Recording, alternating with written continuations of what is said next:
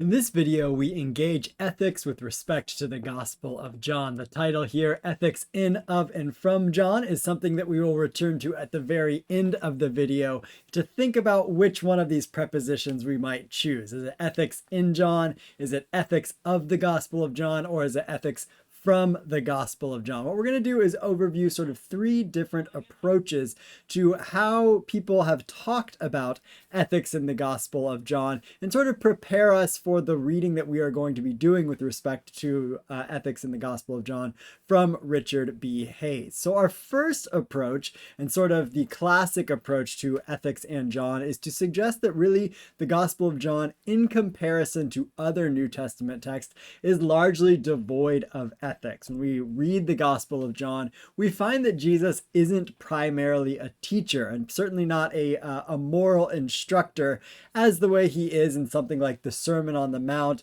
in Matthew chapters 5 through 7, or the champion of the poor and oppressed as he is in the Gospel of Luke, or sort of a powerful teacher moving about Galilee as he is in the Gospel of Mark. So we don't have direct teachings on things like divorce, vows, almsgiving, and any other topic that might be of interest to ethics or morality in the ancient context or our own context. So in John, we don't have direct teaching on these things.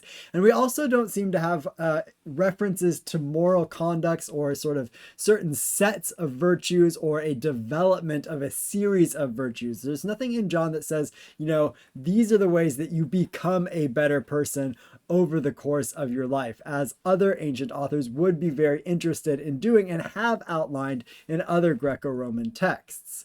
So this being the case, those who say that John is devoid of ethics are going to sort of look at the fact that there isn't these what are often called didactic instructions or specific commands that we do find in those other texts, and claim that the Gospel of John is sort of is neutral or is devoid of ethics. And a quote from John P. Meyer here, a prominent New Testament scholar, and we're going to have a sort of quote for each one of our different approaches here, and I am going to read them out for us. He says that apart from the love that imitates Jesus's love for his own, John's gospel is practically immoral, that there is no sort of real morality in the Gospel of John. There's not really a moral agenda aside from this bit about Jesus's love.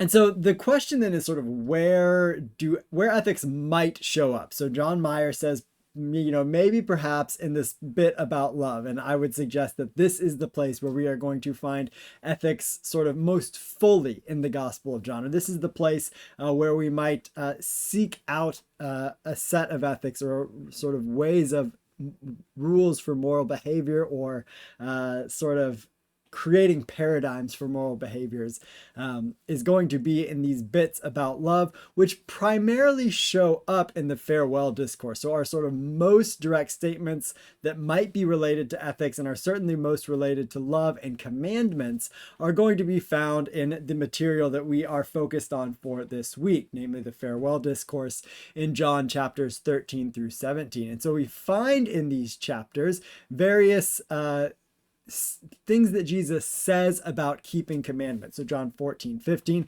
if you love me, you will keep my commandments. John 14:21, just a few verses later, they who have my commandments and keep them are those who love me, and those who love me will be loved by my Father, and I will love them and reveal myself to them. So notice the connection between love and commandments in all of these. If you keep my commandments, John 15:10 says, you will abide in my love, just as I have kept my Father's commandments and abide in his love. These all raise the question, though, as we noted earlier, what are the commandments in John? Because we don't have these specific sort of didactic ethical statements of how one ought to live. And we get a hint about what the commandment might be. Again, it's going to be related to love. Once again in the farewell discourse, sort of repeated twice over, once in John chapter 13, another time in John chapter 15. John chapter 13, Jesus says, I give you a new commandment. Here it is. This is the commandment. This is the thing you must keep, that you love one another. Just as I have loved you, you should also love one another. By this, everyone will know that you are my disciples if you have love for me. And then again, this is my commandment, that you love one another as I have loved you. So the sort of commandment, the sole singular ethical command that we seem to find in the Gospel of John, and particularly in the farewell discourse, is to love one another after the model of Jesus, that Jesus serves as a model of love to be imitated after. The second approach to ethics in John is going to move from these commands about love and sort of make something of them. And the second approach is an approach that I am calling, and these are all my labels for these different approaches, sectarian ethics. And so what I want you to do is just take a second here, pause, and either think about or write down, make a prediction about what we might mean by sectarian ethics. So what do you think is going to be unfolded in this next slide about what sectarian ethics with respect to the Gospel of John means? All right, now that you have made your prediction, I'm going to tell you what I mean by sectarian ethics.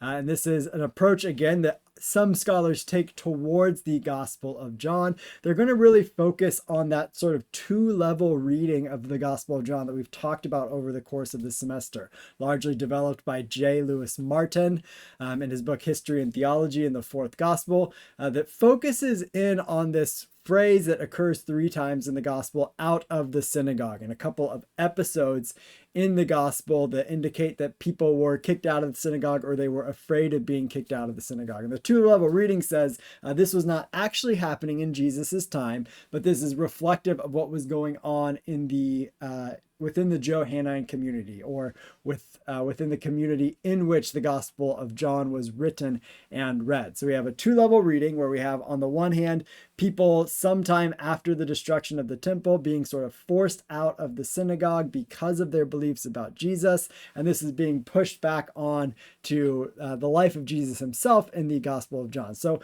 those who take this sort of sectarian approach to ethics in the Gospel of John are really going to focus in on sort of that theory that John is meant to be read as a two-level drama, wherein this business about being kicked out of the synagogue is sort of central to the identity and to the purpose of the Gospel of John. And in this way, sort of then we have this Johannine community that is sort of tight-knit. They're worried about sort of their group and its opposition to the wider Jewish culture and to the synagogue at large. And then so all of the commands about love, we notice, are sort of are reflected back to the community. It's about loving one another. And so those who take this approach to say that John's ethics is a sectarian ethic is going to say that the love and the commands to ethics are only about that individual community. They are not, that we don't have commands to love strangers or to love one's enemies in the Gospel of John as we do in the Synoptic Gospels.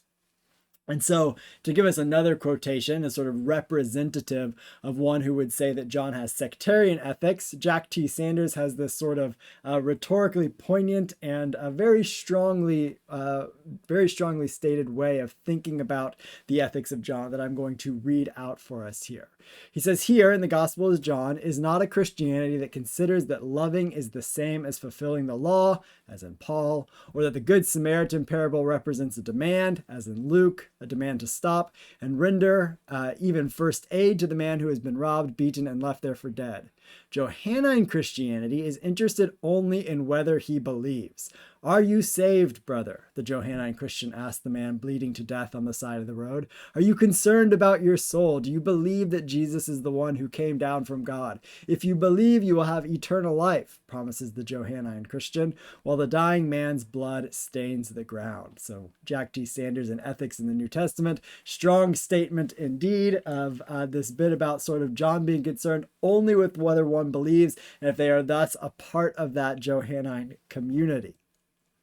And so most that take this sort of sectarian ethical view of the Gospel of John, or would suggest that the only way that the Gospel of John is relevant to ethics is sort of for the Johannine community individually, for that particular sect.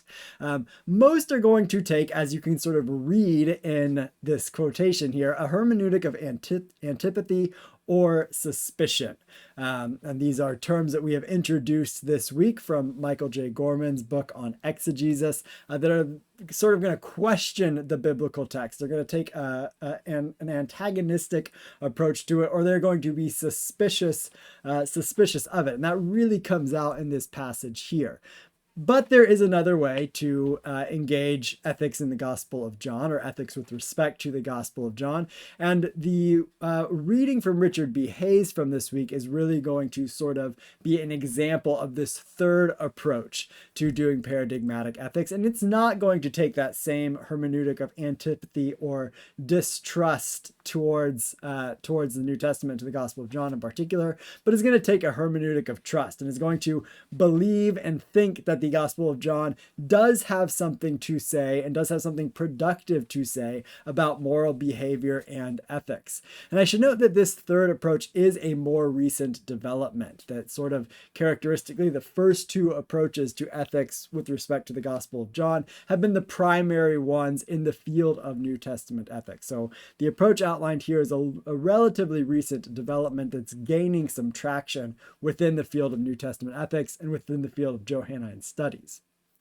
And so what this approach is going to do, excuse me, it's going to look for sort of implicit, not explicit ethics. That is, it's going to say we don't have to have direct commands, direct instructions about how one should act morally or ethically to form an ethic from the biblical text. Rather, we can look to underlying value systems and then sort of apply those to our ethical systems given the larger canonical context.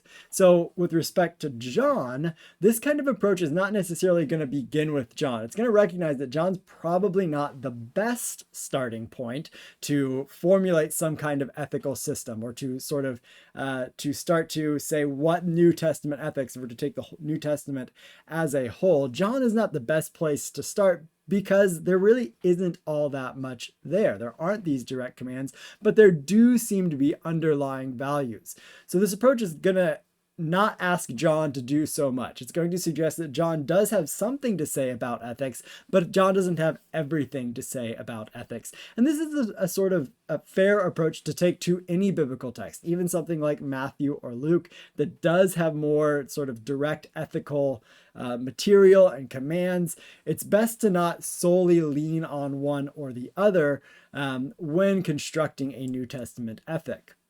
And so the sort of way about going about sort of formulating ethics from the Gospel of John in this approach is going to really do some sort of sustained exegetical treatment of various themes, and especially love. Love is sort of going to be the big one with respect to the Gospel of John, insofar as John has more to say about love than do any of the other Gospels, or really any other of the texts in the New Testament. So it's going to look at these themes, give them sustained exegetical treatment, and try and sort of draw conclusions and draw out the value systems that underlie them. So when it comes to themes like love, Jesus is going to be the model. And we see this in our focus text for this week in John chapter 13 with the foot washing. And as we move into the passion narrative, which Jesus' death is a sacrificial death, which in a way the foot washing sort of prefigures.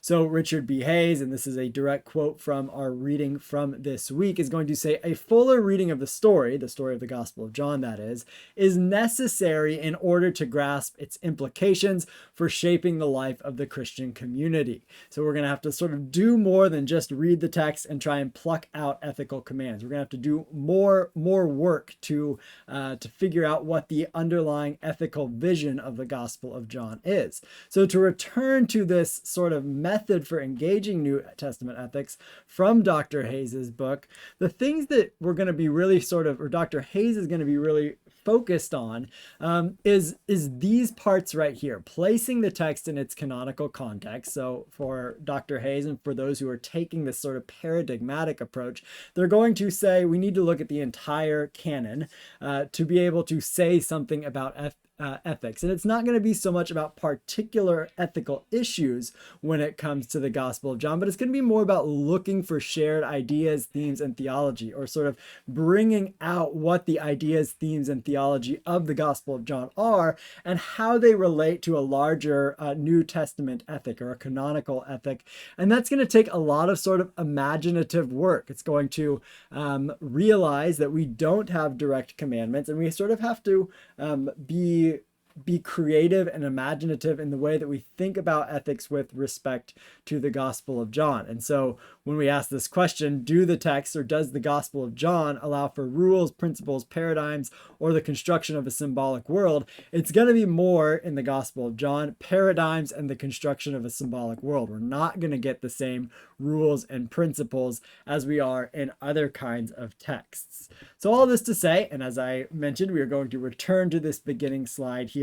When we're talking about ethics with respect to John, it's more the ethics that are from the Gospel of John rather than the ethics in or of the Gospel of John. We do have to look at these, and we've looked at those particular commandments about love in the Gospel of John. But for those who are taking a paradigmatic approach to thinking about ethics in the Gospel of John, it's going to be really ethics from John. Let's look at sort of what's in there, what are the ethics of John, and then sort of be creative and imaginative about the different, the sort of symbolic world and the values and how they might be applied in different kinds of ways. When we're thinking about ethics and the Gospel of John, we're not thinking about particular commands in the Gospel of John. We're thinking more about ethics that come out of the Gospel of John as a whole.